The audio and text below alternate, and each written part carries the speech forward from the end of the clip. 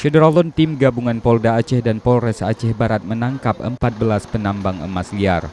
Mereka diamankan dari pedalaman Kecamatan Pantai Ciremai, Aceh Barat.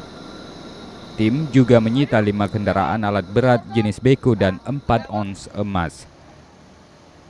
Sementara itu, ke-14 penambang yang menjadi tersangka ini diketahui merupakan warga dari sejumlah kabupaten kota di Aceh. Mereka kini dibawa ke Polda Aceh dan polisi menegaskan akan mengusut tuntas kasus tersebut termasuk akan mendalami siapa pemodalnya.